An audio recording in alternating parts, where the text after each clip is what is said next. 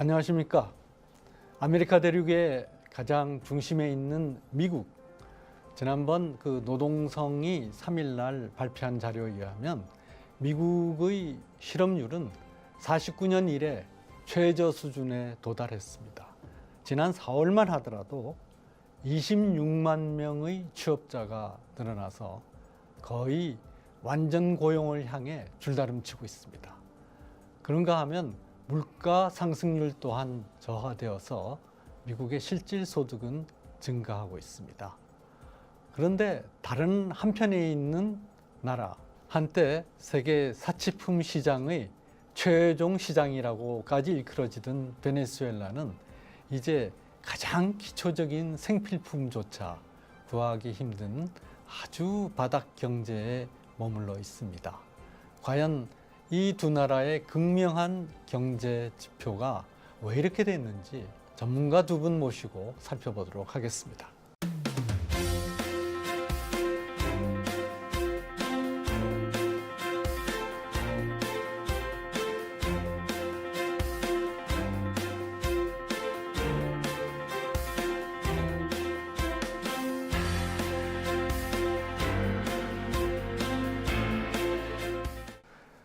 오늘 권순활 펜앤마이크 논설 주간님 나오셨습니다. 전에 동아일보에서 근무하셨습니다. 그리고 한상춘 한국경제신문 논설위원님 나오셨습니다. 최근 베네수엘라 상황 정말 세계의 관심사가 되고 있고 또 국제 분쟁의 용광로처럼 됐습니다. 네. 왜 이렇게 됐습니까? 아무래도 이제 두 가지 특징을 이렇게 봐야 되는데요. 정치가 경제를 망친 대표적 국가다 이렇게 보시면 되겠고요. 네. 경제는 사실 그 국제 유가 움직임에 따른 천스타 구조다 이렇게 보이겠습니다.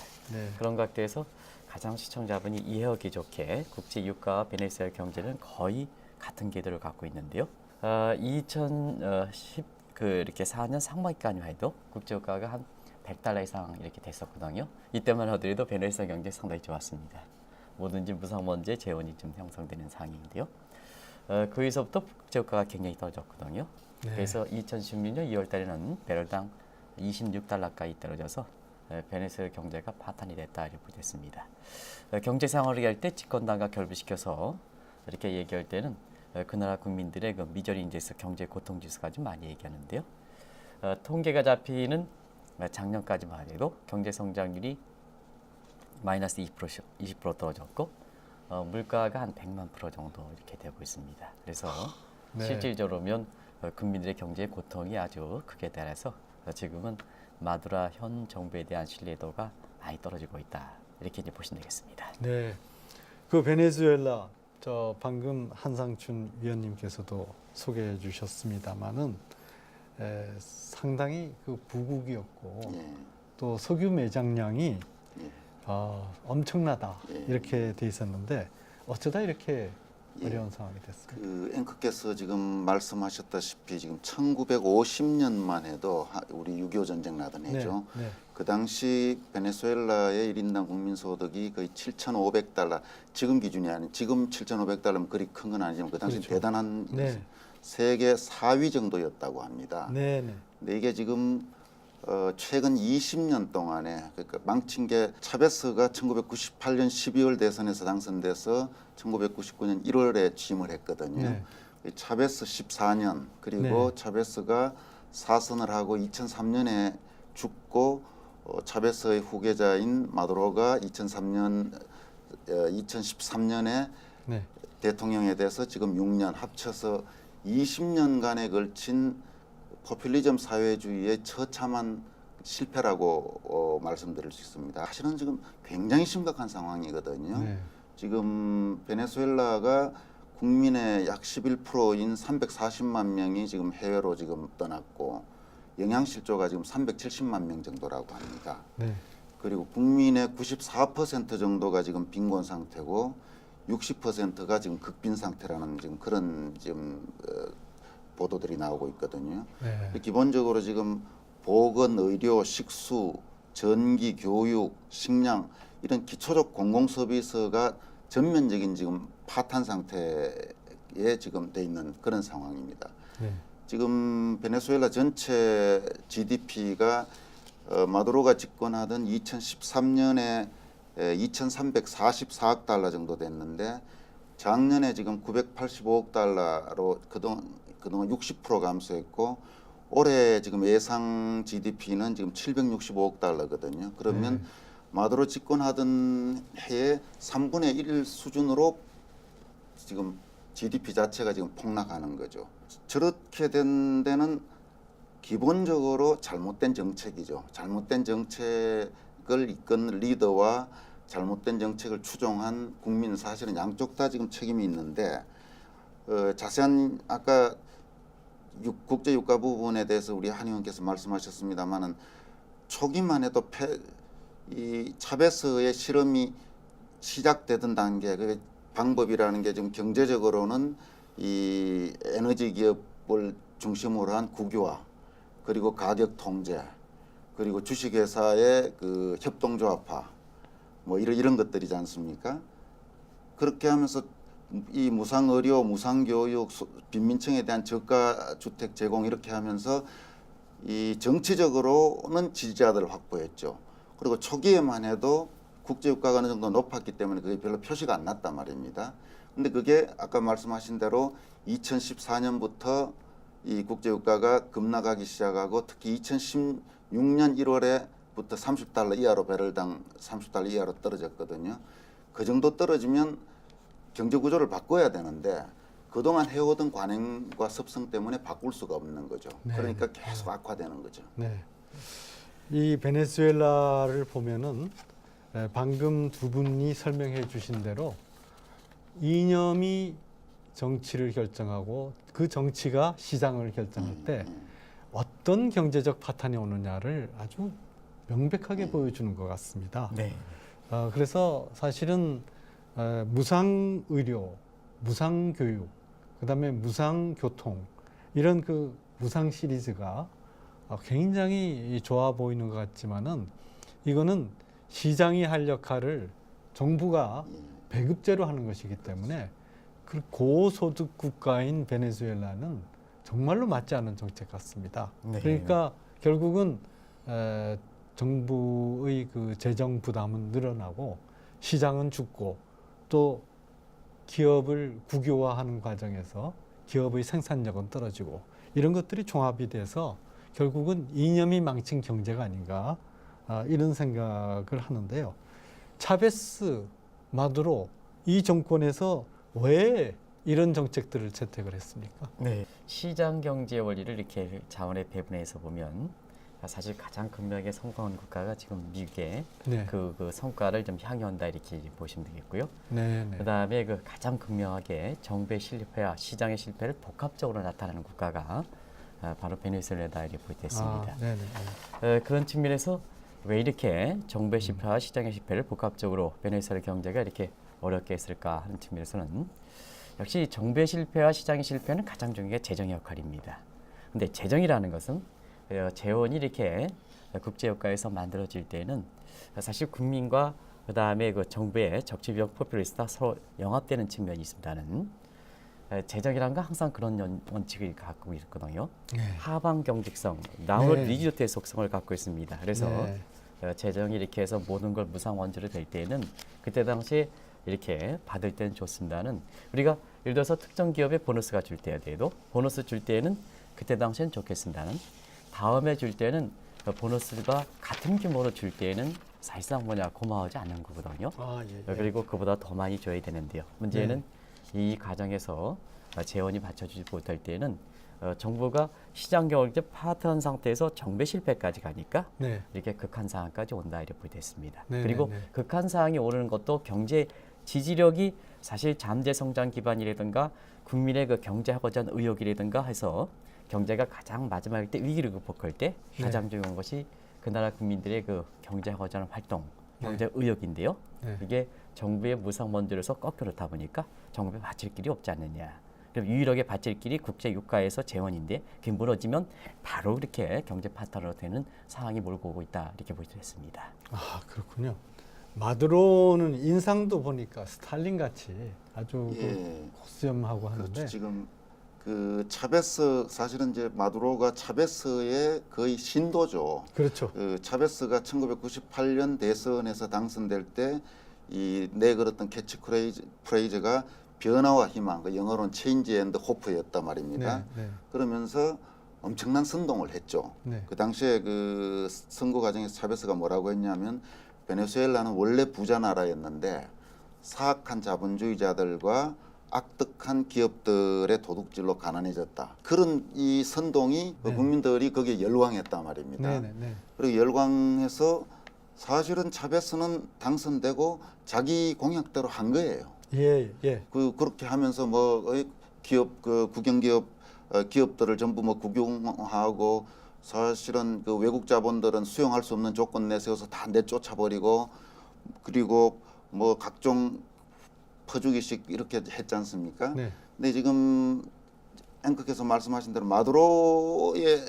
마두로와 차베스는 어떤 차이가 있냐면 그 부분을 영국 약간의 그 좌파 성향에 가까운 가디안지 있지 않습니까? 예. 가디안이 뭐라고 보도를 했냐면 그 마두로는 전임자 그 차베스를 말하죠. 네. 전임자가 가졌던 카리스마도 행운도 없다. 아하, 재정적 무능과 이념적 허무함을 노출해 엉터리 쇼맨임을 스스로 입증했다. 네. 이 차베스는 뭐 그게 옳든 그러든 그 카리스마가 있었죠. 근데 예, 마두로는 그레이드가 다르죠. 차베스는 원래 어쨌든 군인 출신이고 마두로는 뭐 이렇게 운전수 하다가 차베스 따라다니면서 그 추종해서 된 거니까 거기다가 국제 유가까지도 급락해 버렸단 말입니다. 네.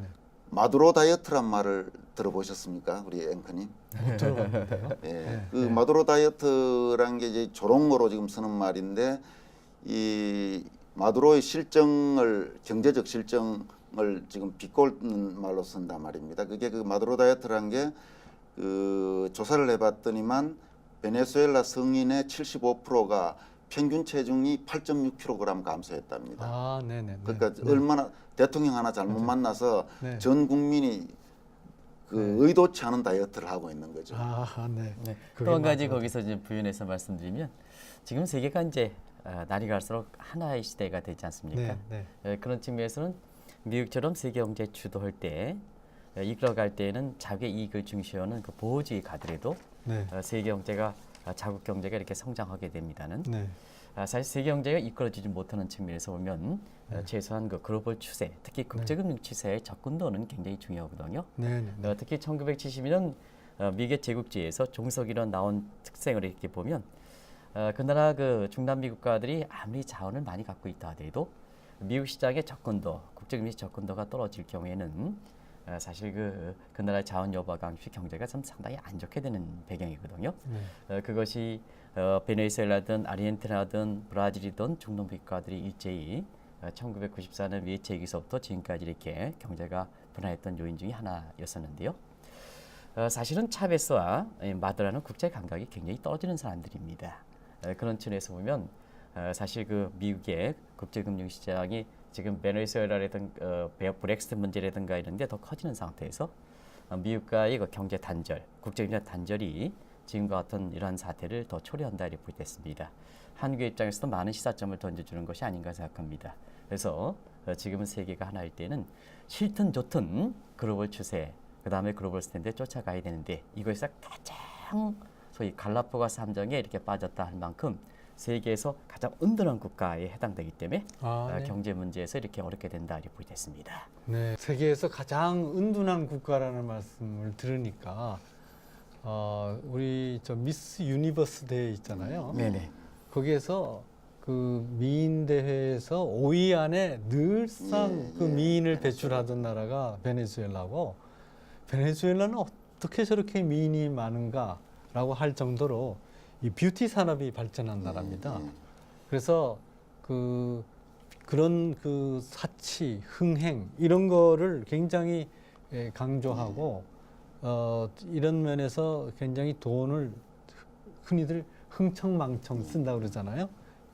절제 없이 쓰고 비생산적인데 많이 투자해도 얼마든지 그거를 소비할 수 있는 그런 나라였는데, 그런 나라가 이 지난해 12월 폭스뉴스가 보도한 바에 의하면 베네수엘라 여성은 머리카락, 모유, 몸 등 팔 수 있는 것을 다 팔고 있다. 이렇게 충격적인 보도를 했고 다이어트를 했다고 말씀하시는데 바로 그 음식이 남아돌아서 각종 뭐 파티, 모임 이런 것 아주 즐기고 세계에 아주 고급 포도주 막 수입하고 하던 그런 나라에서 쓰레기를 뒤져가지고 거기서 음식물을 뒤져서 찾아서 먹을 수 있는 그런 나라로 전락했는데 이런 그 급전직하의 전락이 국민들이 뻔히 눈을 뜨고 보고 있는데도 그렇게 된 겁니까? 예. 그러니까 그 지금 말씀하신 그 폭스뉴스 보도가 사실은 세계에 굉장히 충격을 준 내용이거든요. 네. 그 당시에 폭스뉴스 보도가 그 베네수엘라와 인접국 콜롬비아 있지 않습니까? 예, 예. 그 두 나라를 취재해서 보도한 내용인데 그 당시에 그 보도 내용의 핵심은 이 베네수엘라 여성들은 자기 나라에서 도망쳐 모든 것을 팔고 있다. 그리고 앵커님 말씀하신 대로 머리카락, 모유, 몸까지 모두 팔아서 먹을 것을 찾고 있다. 이 베네수엘라는 한때 남미에서 가장 잘 사는 나라였다. 그렇죠. 그런데 대다수가 대학 졸업생이고 근사한 직업의 베네수엘라인들이 생존하기 위해서는 무엇이든 해야 하는 상황이다. 그러면서 구체적으로 그 보도를 한 내용이 이렇습니다. 이 콜롬비아에서 가발 제조업체 남자들이 베네수엘라 여성들이 모여 있는 데서 머리카락 팔 사람하고 외치면 수많은 소녀와 주부들이 와서 자기의 머리카락을 팔아서 단 며칠간 먹고 살 돈을 번다. 아기를 가진 엄마들은 가족들을 먹여 살리기 위해서 자기 모유를 남에게 판다. 콜롬비아의 보고타에서 어느 기관이 조사를 했더니만 보고타에서 성매매를 하는 여성 중에 35.7%가 외국인이고 그 외국인 중에 99.8%가 베네수엘라 여성이다. 국민들이 선택을 잘못하고 지도자가 방향을 잘못 잡으면 굉장히 멀쩡한 나라가 지금 20년 만에 이렇게 망가져 버린 거거든요. 네. 그러니까 이게 상당히 시사하는 바도 많고 사실은 이제 우리도 지금 경각심을 가져야 되는 그런 상황이 아닌가 생각합니다. 네. 이 통상적으로 이제 경제적 측면에서는요, 그 나라 국가의 정치라든가 경제가 판단돼서 사실 다른 쪽으로 엑소더스 현상이 될 때는 보통 이제 돈의 흐름, 자본이 이렇게 나가느냐, 사람이 나가느냐, 상품이 나가느냐 이런 측면에서 네. 세 가지 각도로 얘기하는데요. 대체로는 가장 먼저 순위가 자본이 나가게 되고요. 그게 이제 외국 자본이든 국내 자본이 베네수엘라 같은 베네수엘라 자본이 되겠죠. 그리고 상품이 나가게 되고 그리고 마지막에 나가는 것이 결국은 사람의 이동입니다. 네. 근데 사람도 이동이 되려면 중요한 것은 다른 국가에 가서 생존할 수 있는 기반 자체가 있어야 되거든요. 네. 그런 측면에서는 베네수엘라는 경제가 파탄됐을 때 어쩔 수 없이 마다 정부의 싫든 좋든 이렇게 둘러먹고 먹고 사는 사람. 이 국민들은 사실 해외 나가더라도 다른 데 경제 활동을 못하게 되거든요. 베네수엘에서 아주 이렇게 상류층에 그리고 교육도 제대로 받은 사람들이 세계에 나가는 상황이거든요. 네. 그런 것이 이제 지금의 베네수엘라가 아주 극도로 어려운 상황을 이거 보여준다 이렇게 이제 보시면 되겠고요. 가장 궁금한 점이 그러면 세계 인도적 차원에서 유엔이라든가 이런 데에 왜 이렇게 인도적 지혜를 못할까 하는 그 측면이 가장 중요하지 않겠습니까? 네. 그런 측면에서 보면은 마두라 정부가 폐쇄 사회에서 유엔이라든가 이런 구원 활동을 통해서 이것을 받을 기에는 사실 그 베네수엘라 실정이 전 세계에 드러나면서 본인 마두라 정부의 인기도가 급락하면서 마지막 80%의 하위 계층에 대한 지지도가 떨어진 상태에서 본인이 2011년 중동에 이렇게 자유해 본 것처럼 장기 집권자가 결국은 마지막에 버텨냈던 하위 계층들의 퇴출되는 이런 사태가 발생하는 이런 게 사실 악순환 구조거든요. 네. 그런 측면에서는 베네수엘라가 세계에서 가장 이렇게 폐쇄 사회다 이렇게 얘기하는 것은 북한보다 더 폐쇄 사회다 하는 것은 북한은 식량 지원을 받습니다는 사실 그 베네수엘라는 식량 지원까지 인도차의 식량 지원까지 거부하다 보니까 그와 같은 사태가 발생한다 이렇게 보겠습니다. 그래서 오로지 마두라 이너서클만 존재하는 베네수엘라 국가다. 국가의 존립 기반이 이런 상태다 이렇게 보겠습니다. 네. 우리가 이 옛날 식민지에서 독립했던 나라들 보면은 영연방이라고 해서 아직도 카나다와 오스트레일리아 등등에는 이 옛날 식민지 국가로서의 전통이 있어가지고 영국에서 총독을 파견하지 않습니까? 그래서 그 나라는 총리만 스스로 배출하고 이제 총독 국가 원수라고 하는 그 직책은 영국에서 파견하는데 프랑스는 방식은 다르지만은 아프리카에 여전히 이 프랑스 영향권이 있는 나라들이 있고 그 나라들에는 프랑스 대통령이 아주 상당한 영향력을 행사하고 있습니다. 이 사정은 제가 어떻게 아느냐 하면 월드컵 유치할 때 네, 그 당시 김영삼 대통령이 이렇게 그 각각의 옛날의 식민지 종주국들을 만나서 얘기를 하면 그 나라의 대통령이나 총리가 적극적으로 이렇게 도와주어서 다른 나라의 외교를 대신해 주더라고요. 스페인도 마찬가지입니다. 그래서 스페인 국왕이 남미에 있는 옛 식민지들 모아서 회의를 하는데 이 차베스 대통령이 그 하나의 이 반항하죠. 정확하게 얘기하면. 그러니까 종래의 어떤 그 질서에 대해서 반하면서 마음대로 이 포퓰리스트적인 실질적인 이 국가 통치와는 정반대가 되는 아주 파행의 말을 하니까 스페인 국왕이 벌떡 일어나면서 우리말로 닥쳐. 아, 기억이 납니다. 얘기 기억나시죠? 그러면서 퇴장을 했는데 저는 어떻게 그래도 독립국가 원수한테 옛날에 종주국 왕이 저렇게 푸대접할 수 있는가? 어떻게 남의 나라 왕 대통령한테 닥쳐라는 말을 고함치면서 나갈 수 있는가?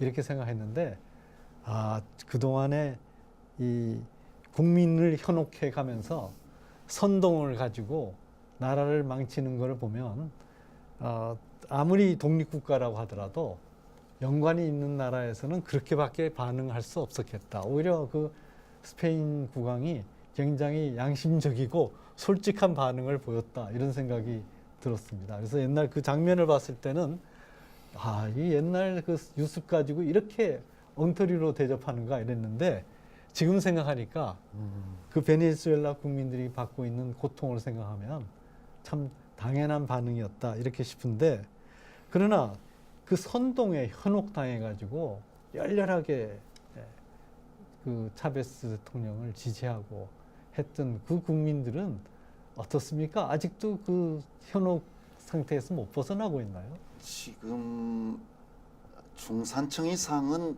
이미 거의 대부분 이제 벗어났다고 봐야죠. 근데 이제 집중적으로 차베스와 마두로의 소위 퍼주기 포퓰리즘 세례를 받은 이제 빈곤층, 네. 빈곤층에서는 아마 아직도 여전히 꽤 지지가 있을 있습니까? 겁니다. 네. 꽤 지지가 있는데 지금 이제 관련해서 사실은 베네수엘라 사태와 관련된 가장 최신의 뉴스는 지금 반마두로 시위였지 않습니까? 그 지금 야권 지도자인 후안 과이도, 네. 그러니까 이 우리나라를 미국에서 시작해서 이제 우리나라까지 포함된 그 상당수 서방 국가권에서 임시 대통령으로 인정한 그 후안 과이도가 주도한 군사 봉기 시도. 네. 근데 상당한 기대를 모았는데 결과적으로 일단은 실패로 돌아갔죠. 네, 지금 네, 그 4월 30일 날 과이도가 봉기를 이 수십 명 군인들과 함께 동영상에 나와서 봉기를 촉구를 했는데 이 5월 2일에 마두로가 군사령관들을 하고 7,500명인가 이렇게 군대들 모아놓고 우리는 반역자들을 뭐 진압했다. 네. 그리고 이제 미국과 뭐 필요한 미국과도 싸운다. 뭐 이런 이야기를 했지 않습니까? 그 지금 딜레마가 그 지금 미국에서 나오는 이야기가 트럼프 행정부가 이 반마두로 세력의 영향력을 좀 과신한 게 아닌가. 네네. 네. 그리고 지금 분명히 베네수엘라가 전체적으로 완전히 망가졌는데 우리 한 의원께서 조금 전에 말씀하신 대로 그 이너서클 그 소위 특권과 이 군부에서 지금 이번에도 보면 저쯤 되면 군에서 꽤 고위직도 이 반 마두로에 가담할 수 있을 것 같은데 이번에 거의 없었단 말입니다. 네, 그러니까 네. 아마 저런 부분은 이제 그 나름대로의 어떤 그 이익 공동체라든지 이런 부분으로 꽁꽁 묶여져 있겠죠. 근데 그렇다고 해서 저게 지금 완전히 그러면 마두로가 계속 갈 것인가? 그 부분은 아직은 조금 좀 더 지켜봐야 될 것 같습니다. 이 후안 과이도의 소위 정치적 멘토라고 하는 로페즈 전 카라카스 시장, 베네수엘라 네. 수도 카라카스지 않습니까? 네. 이 이번에 지금 실패한 이후에 일단 이제 이 휴식이 시작됐다. 네. 잠시 휴식이 시작됐다. 지난달 30일 시작된 분열은 더 큰 균열을 몰고 올 거고 그 균열은 결국은 저 거대한 제방을 무너뜨릴 거다. 지금 이렇게 말을 했는데 얼마나 과연 견딜 수 있을지는 아직은 조금 미지수인 것 같습니다. 지금 또 더구나 저게 지금 국제 간의 서방과 공산권 국가 간에도 서로 조금씩 견해가 다르지 않습니까? 예. 조금 네. 그래서 그런 부분을 좀 더 지켜봐야 될 것 같습니다. 네.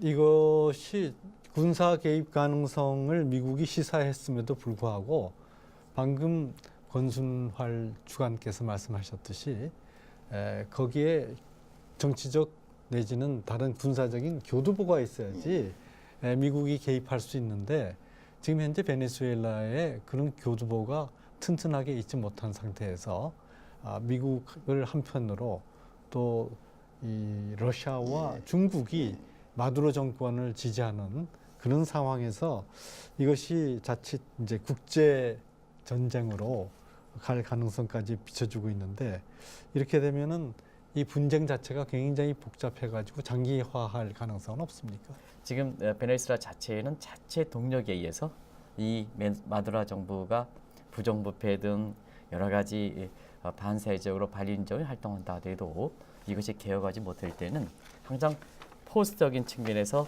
국제사회에 개입할 수 있는 이런 소위가 되거든요. 그런 각도에서 보면 트럼프의 그 스트롱맨 입장에서 네. 야당의 지도자인 과이도 이렇게 젊은 국회의장을 이렇게 삼았는데요. 보통은 이렇게 국제 연대를 띠느냐 아니면은 단독으로 하느냐 나중에 이렇게 전쟁에서 보면 전리품에 해당되는 부분의 경제적 이익을 트럼프 대통령이 굉장히 주목하기 때문에 그런 측면인데요. 사실은 그 문제에 있어서는 아까 건축관께서도 말씀해 주셨습니다는 과이도의 베네수엘라 내부의 내부적 지지 기반 이런 것을 좀 잘못 과시해서 판단한 것이 아닌가 이렇게 이제 보는 시각이 맞습니다. 네네네. 그런 각도에서 두 가지 측면. 한째는 과이도를 통해서 마두라 정부를 전복시킬 수 있는 레버리지 능력이 떨어진다. 그러면 어떻게 되느냐? 결국 베네수엘라의 옹호 세력들은 더 강하게 나올 수밖에 없는 겁니다. 그런 측면에서 베네수엘라의 배후의 세력에 해당되는 쿠바, 그 다음에 중국 같은 경우에도 지금 미중 협상 때문에 미국과 미온적 태도를 보이고 있습니다는 작년에 사실 베네수엘라가 경제 파탄이 될 때 차관 지원 요청을 했고 중국도 사실 이 차관 지원 50억 달러 이렇게 그 지원을 그 승인함에 따라서 트럼프 대통령이 2차의 보복관세에 해당되는 2천억 이상의 중국에 대해서 보복관세 부과했던 가장 결정적인 거든요. 올해 들어서는 사실 네. 미국과의 협상 문제, 중국 경제가 좀 어렵기 때문에 협상에 마판을 둬서 사실 신중한 개설을 보이고 있습니다는 사실 이렇게 중국을 대신해서 지금 러시아가 베네수엘라에 대해서 아주 적극적인 옹호 세력으로 이렇게 되는 거고요. 네. 그 다음에 반 트럼프 인사들이 전부 여기에 개입하는 문제가 되고 있습니다. 그래서 대표적으로 터키 에르도안 대통령도 아주 전폭적으로 베네수엘라 지원하는 입장이고요. 필리핀의 두테르테도 같이 해서 사실 의외로 베네수엘라를 마두라 정부를 옹호하는 세력들이 굉장히 강하다 하는 이 측면이고요.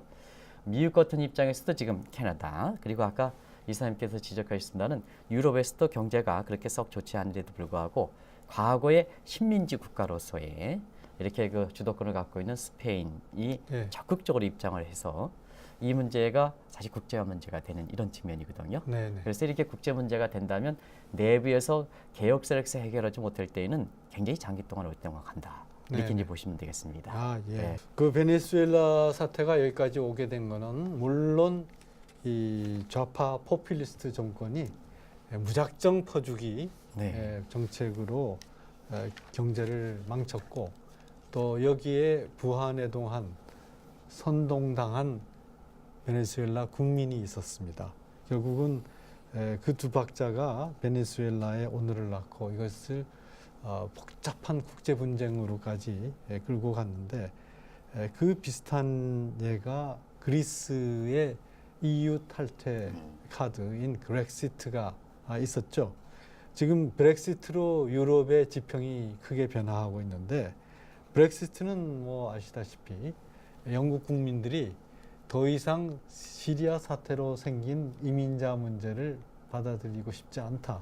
그래서 영국의 관문을 EU라는 대륙으로부터 막겠다라고 하는 것이 브렉시트의 이제 시작이었는데 이런 것과 달리 브렉시트 사태는 좌파 포퓰리스트 정권이 엄청난 선심성 복지를 해가지고 그 경제를 무너뜨려 놓고 EU로부터의 이 빌렸던 돈을 안 갚겠다. 그래서 우리는 파산 선언하겠다라고 하는 것이 이제 브렉시트여서 EU가 그렇게 된다면 너희가 그동안에 빌렸던 돈을 갚고서 나가려면 그래가지고 지금 그동안에 브렉시트는 이루어지지 못했는데 그 과정에서도 보면은 나라 경제가 퍼주기로 아주 파탄이 났는데 연일 그 젊은 층이 이 아테네시에서 시위를 벌이고 말이죠. 그래서 도대체 무슨 물적 근거가 있어야지 시위를 할 텐데 나라 경제는 파탄이 났는데 어떻게 저렇게 시위를 해가지고 어디로 가자는 거냐 그런 생각이 들었습니다. 그래서 이번에 그리스 사태가 다시 한번 생각이 나는데 어떤 그 유사점이 있습니까? 그리스 사태는 베네수엘라하고 어느 부분 상당 부분 닮은 부분이 있죠. 닮은 부분이 있고 조금 다른 부분이라고 하면 가장 그리스 재정 위기 이제 2010년에 구제금융 받고 2009년부터 2011년까지가 피크였지 않습니까? 네. 그리스 재정 위기 과정에서 가장 두드러졌던 부분은 소위 민주주의의 타락, 선거의 타락, 이 정치인과 이 유권자인 국민 사이에 일종의 야합과 부적절한 거래 이렇게 볼 수 있죠. 네네. 가장 지금 그리스가 저렇게까지 되게 된 과정을 쭉 우리가 지금 되돌아보면 이 지금 그리스의 소위 우파 정당인 신민주주의당이라는 게 있고 중도 좌파 정당인 범그리스 사회주의 운동이 지금 양대 지금 정당이 있지 않습니까? 그 두 정당이 한 수십여 년간 번갈아 집권하는 과정에서 어떤 일이 벌어졌냐 하면 처음 시작은 이제 좌파 정당이 먼저 시작했죠. 이 유권자 지지를 얻기 위해서 우리를 지지하면 공무원 시켜줄게, 네. 교사 시켜줄게, 네. 은행은 만들어줄게. 네. 그렇게 해서 소위 공공부문에 선거에 하면서 이기고 나서 대거 이렇게 채용을 했단 말입니다. 그 다음에 그 경우에는 저 그리스 같은 경우는 좌우 구분도 없었어요. 우파 정당도 경쟁적으로 서로 이렇게 채용을 하는데 문제는 거기에서 굉장히 그리스가 지금 그 공공부문 노조가 센 나라라 말입니다. 그 네. 공공부문 노조가 정부 정치권에 압력을 넣어서 어떤 경우에도 공무원 한번 채용한 공무원은 해고시키지 마라 이랬단 말입니다. 쫓아내지는 못하니까 새로 자기들 사람들만 자기 지지자들을 계속 늘린 거예요. 경쟁적으로 그렇죠. 했군요. 그러니까 네. 1970년부터 2009년까지 그리스 공무원 수가 몇 배로 5배로 늘어났습니다. 네네. 그러면서 그렇게 늘어나니까 당연히 재정이 악화되지 않습니까? 그럼 부채가 늘어나니까 그 부채를 베네수엘라도 비슷합니다만 그 과정에서 중대한 문제가 통계 조작이었단 말입니다. 2000년에 EU에 그리스가 가입하면서 뭐라고 그 당시에 보고를 했냐면 그 두 분 다 잘 아시지만은 GDP 대비 소위 재정 적자 비율 그 비율이 이제 중요하니까 그때 6%대 정도라고 보고를 했어요. 네. 그런데 네. 2009년에 이 좌파 정당에서 우파 정당으로 바뀌면서 당시에 파판드레오라는 그 총리가 집권을 하면서 다시 한번 조사를 해본 거예요. 네. 그리고 또 EU 쪽에서도 실사하자 이렇게 하니까 막상 조사해 보니까 GDP 대비 재정 적자 비율이 얼마였냐면 2배도 넘는 15.7%. 네. 그러면서 각국에서 이제 그리스에 대한 이제 그 소위 신뢰가 완전히 경제적 신인도가 떨어진 거죠.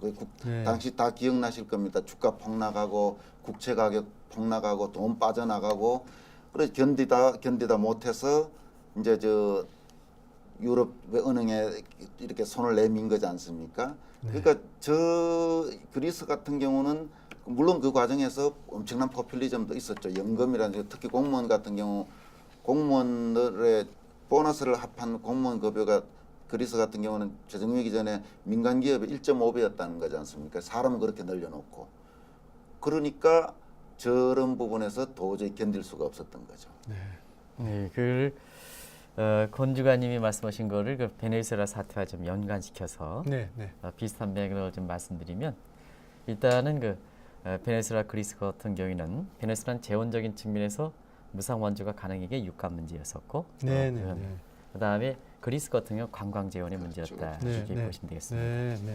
네. 그리고 이너서클 구성하는 문제에 있어서는 베네수엘라 같은 건 차베스라든가 마두라에서 군사 정권을 매개로 해서 군부를 매개로 해서 이너서클을 구성했다. 뛸래 뛸 수 있는 관계가 아니다.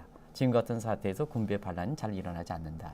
네. 그러면 그리스 같은 경우에는 군부 대신에 공무원 집단을 이렇게 했습니다. 서로 뛸래 뛸 수 없는 거죠. 네. 왜냐하면 개혁의 가치 이렇게 연명하고 개혁의 주체인데도 불구하고 어렸을 땐 개혁의 주체를 가져갈 수 없다.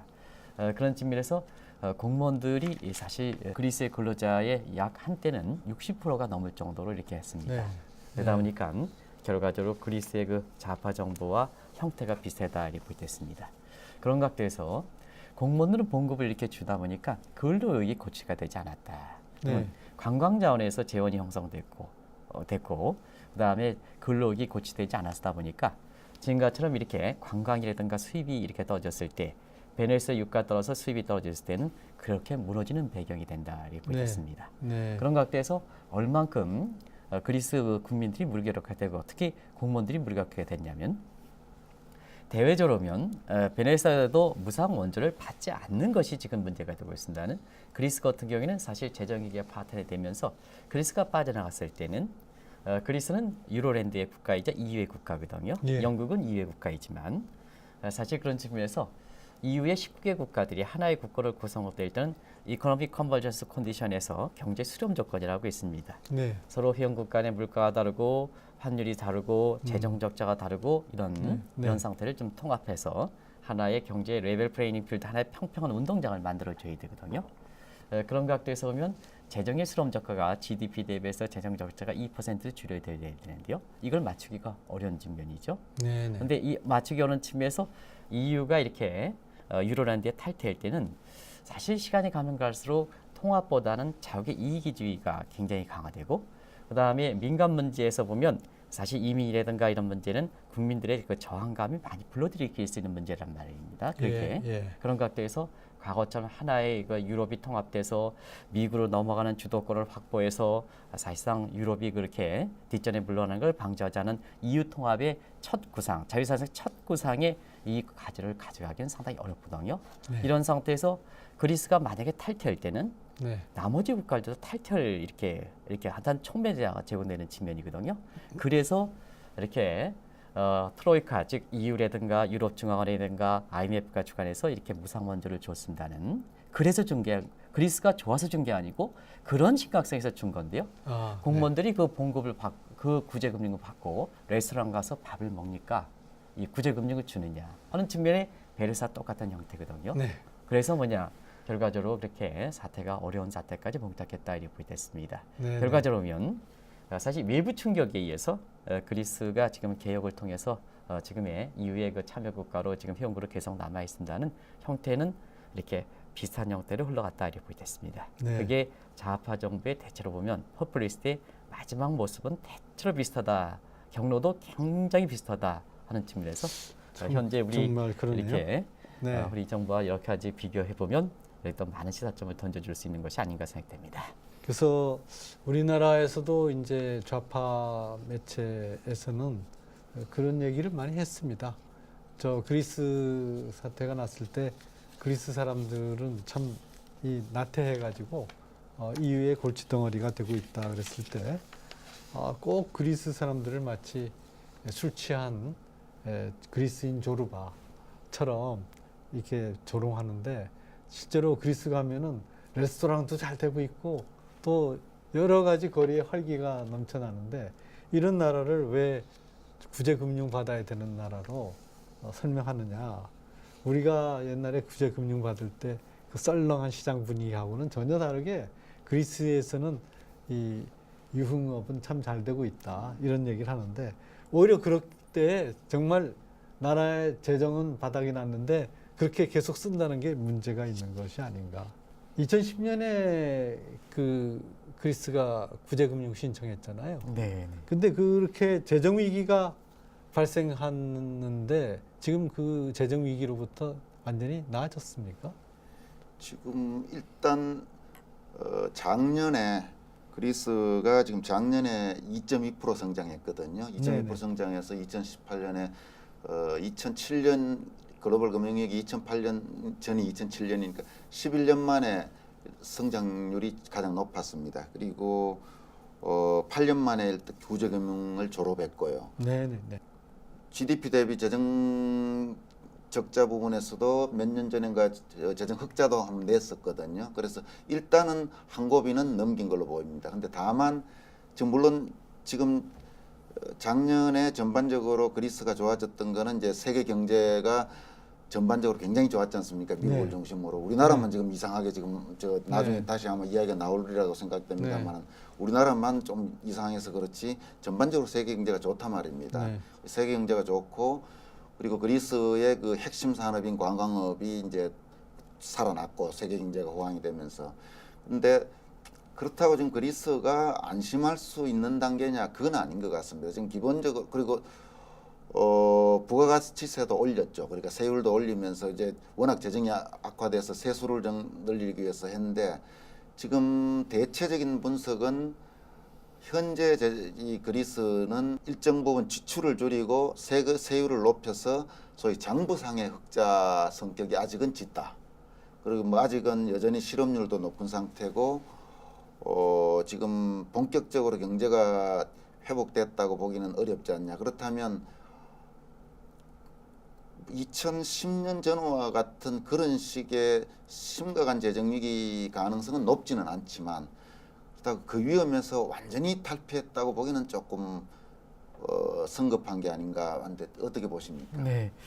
보통 이제 이 특정 국가들이 이렇게 위기에 빠졌을 때에는 위기를 극복하는 데에는 한 세 가지 이렇게 좀 판정을 해야 되는데요. 네. 전체는 이제 보통 돈이 부족한 유동성 위기, 그리고 이제 그 다음에 진행되면 시스템 위기로 이렇게 되고, 그다음에 마지막으로 실물 경제 위기 상황이거든요. 그런 각도에서 보면 그리스 같은 경우는 그 위기 상황을 극복할 때 일단 돈 부족 문제를 해결해 줘야 되는데요. 그 문제에 있어서는 일단 트로이카의 그 구제금융 지원을 강기로 해서 이 문제가 좀 이렇게 어느 정도 그 정리되고 있다. 그리고 또 한 가지는 지금 세계가 하나이기 때문에요.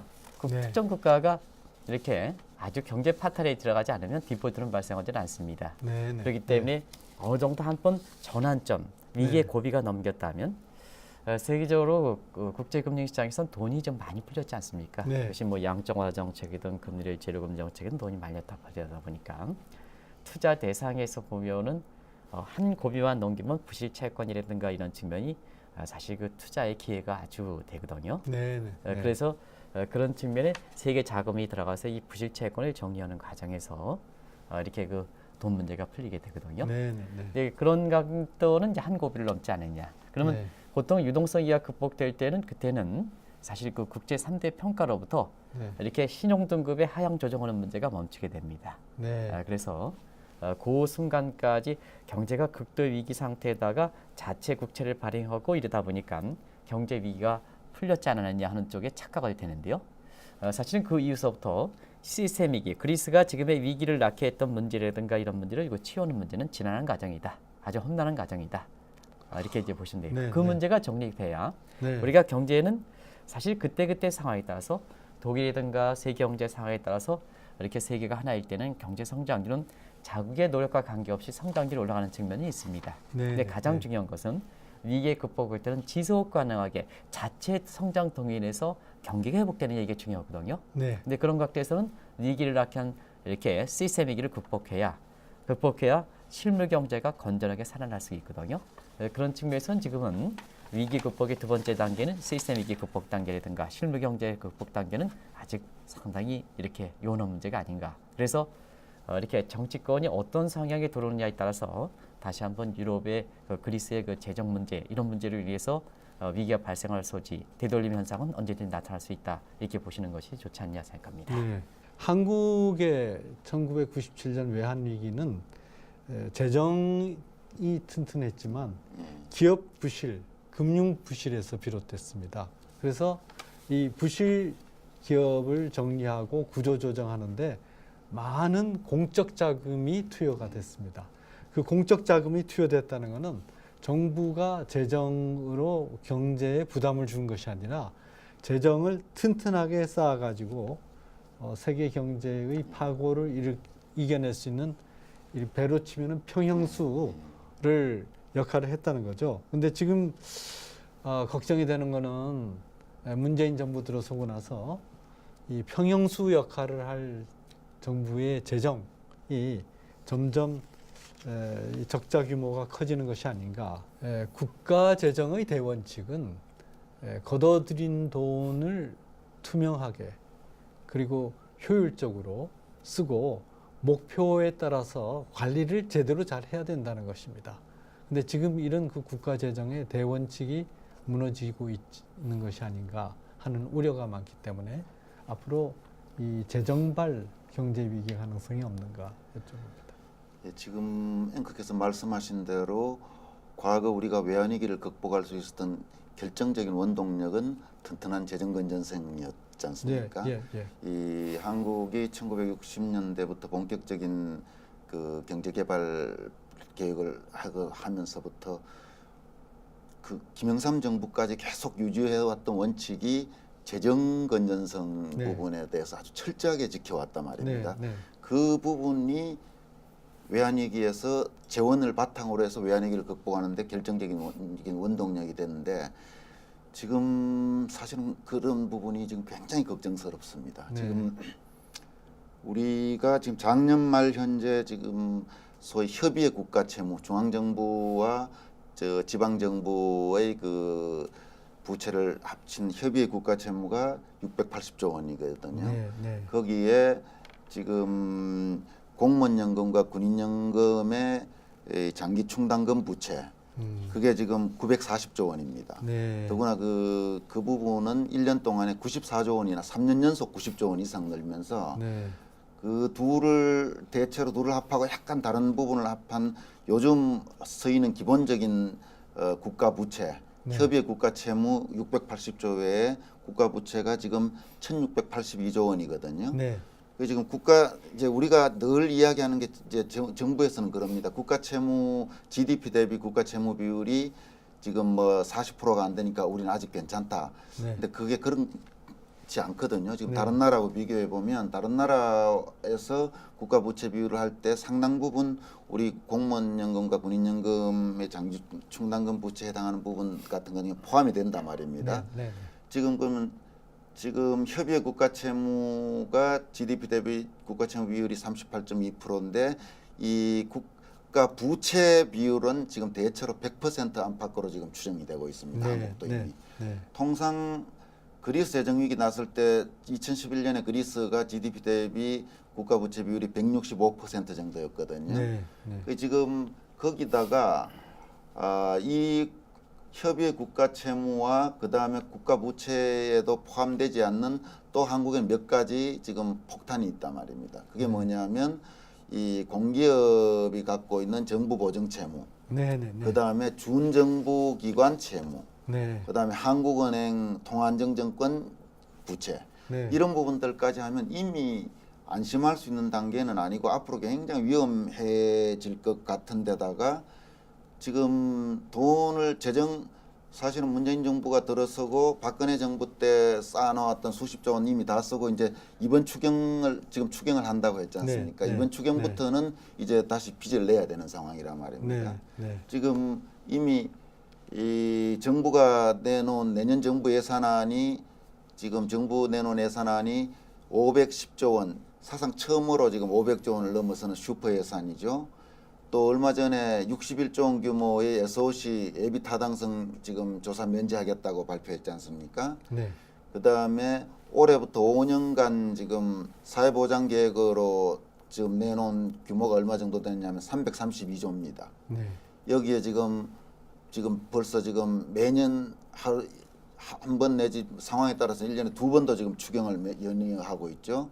지금 각 지자체들은 지금 경쟁적으로 지금 이제는 아예 현금 지금 뿌리는 지금 그렇습니다. 단계까지 갔단 말입니다. 네. 이게 뭐 이 정도면 사실 거의 지금 베네수엘라에 가까워지고 있는 것 같은데, 거기다가 지금 공무원이 지금 늘 줄여도 지금 시원찮을 판에 공무원 지금 17만 명을 포함해서 공무원 17만 명, 그다음 17만 4천 명, 공공기관 63만여 명에서 지금 공공부문 일자리를 지금 81만 명을 지금 늘린다는 거 아닙니까? 그러면 그 부분을 늘려놓으면 당장 공무원 월급만 들어가는 게 아니고 앞으로 지금 연금도 지금 그 부분들이 다 한국에 지금 앞으로 재정을 압박하는 지금 요인들인데, 경제 전문가들이 보기에는 몇 년 동안의 경제는 재정은 심각하게 악화될 것 같다는, 지금 저도 개인적으로는 지금 그런 생각을 갖고 있거든요. 네. 그러면 앞으로 만약에 이 한국과 같은 소규모, 우리가 흔히 한국을 소규모 개방 경제라고 하지 않습니까? 네. 만약 외부에서 어떤 뭐가 몰려올 때 이제 뭘로 막을 것인가, 사실 그런 부분이 굉장히 걱정이 되고 있습니다. 문재인 정부에 와서 우리가 국제 기준에서 보면은 뭐 그것이 협의의 국가 채무든 이렇게 보통 광의의 개념이든 최광의 개념이든 우리는 굉장히 차이가 많거든요. 네. 근데 국제 기준으로 볼 때에는 중앙 정부와 지방 정부의 지금의 발생한 현실적 채무를 기준으로 한다면 틀림없이 신흥국의 위험 수준은 70%보다 GDP 대비 70%다 40% 정도이기 때문에 건전을 합니다. 근데 문제는 재정이라는 것은 사실 많이 거둔 상태에서, 이 많이 거둔 것은 국민에 대한 경기가 그만큼 어려진다는 얘기 되겠죠. 네. 많이 거두니까. 그래서 많이 거둔 상태에서 사실 그 재정이 악화된다는 것은 그런 상당히 문제가 있다고 보겠습니다. 네. 네. 그래서 그런 측면이 문재인 정부가 네. 네. 사실 재정 부분에서 그렇고요. 두 번째는 아까 그 주관께서도 말씀해 주셨습니다는 재정은 국민의 환원의 법칙이기 때문에 써도 괜찮습니다. 근데 중요한 것은 나중에 재정의 상환 능력이 이렇게 돼야 되거든요. 그러면 이 재정을 지출을 하더라도 이것이 공물의 봉급이라든가 어떤 경기 부양 효과가 적은 이러한 일반 경제성 경비 이런 쪽으로 쓰면 나중에 상환 능력이 이렇게 한꺼번에 떨어지는 상태, 한꺼번에 이 국가의 채무의 문제가 이렇게 발생할 수 있겠고요. 그 다음에 재정 지출을 쓴다 하더라도 경기 부양 효과가 좋은 투자성 경비를 쓸 때는 사실 쓰더라도 나중에 경제가 뒷받침해지기 때문에 재정 부분의 능력이 이렇게 되기 때문에 그게 네. 큰 문제는 아니거든요. 네. 근데 현 정부 입장에서는 자꾸 이 국가 채무 비율이 GDP의 40%에도 아직도 건전하다 이렇게 하는데요. 네. 두 가지 문제. 하나는 사실 그 악화되는 속도가 너무 빠르다. 하는 네. 측면. 네. 그것도 세수가 많이 걷어진 상태에서 악화되는 문제다. 그런 네. 문제고. 두 번째는 이렇게 재정의 지출이 주로 일반 경직성 경비 같은 이런 쪽에 네. 이렇게 단순히 소득의 복지라든가 이전 지출, 그다음에 네. 국민들의 공무원들이 하는 일반 경직성이기 때문에 경기 부양 효과가 그렇게 결부되지 않는 측면이거든요. 네. 그래서 어느 순간에 한국이 이 부분을 관리하지 못하면 지금은 건전하더라도 어느 순간에 닥친다. 근데 위기는 항상 예고되는 것보다도 우리가 보면 someday sometime 위기는 네. 어느 날 갑자기 닥치는 문제거든요. 네. 그것이 뭐냐, 현재 업종에서 재정에 있어서는 장지 국제 비중에서 GDP의 40% 건전해야 돼서 자꾸 이렇게 지출하는데요. 위기는 someday sometime이기 때문에 그 결부될 때는 이렇게 우리가 보면 기업도 흑자와 도산이 되는 경우가 많지 않습니까? 예, 이기는 예. 게 그런 예. 각도에서 한번 이 문제를 좀 검토할 필요가 있는 것이 아닌가 생각됩니다. 네. 네. 오늘 이각범의 화정토론 제75회 베네수엘라의 길, 그리스의 길, 우리는 어떻게 해야 하나를 주제로 토론해 보았습니다. 오늘 패널로 권순활 펜앤마이크 논설 주관님, 그리고 한상춘 한국경제신문사 논설위원님, 아주 해박한 지식으로 열띤 토론을 해주셨습니다. 우리나라 재정 생각하면은 언제 이 재정의 문제가 우리나라 경제 전체의 위기를 불러올지 매우 조바심이 나는 시기입니다. 두 분께서 말씀해 주셨듯이 재정이란 뚜렷한 목표를 가지고 효율적으로 사용해야 되고 언제든지 적자를 메꿀 수 있는 상태에서 장기적인 계획을 가지고 써야 하는데 요새 우리나라처럼 예타도 없애고 우선 지출하고 보자는 식으로 무작정 지출하게 되면 결국은 그 부담은 우리나라 경제 전체가 지게 되고 앞으로 이 나라를 살아갈 미래 세대가 두고 갚아야 될 부담이기 때문에 지금이라도 정부와 국민이 다 같이 각성해서 재정 건전성을 지킴으로써 우리가 결코 베네수엘라의 길, 그리스의 길은 가지 않아야 되겠다 하는 생각입니다. 감사합니다.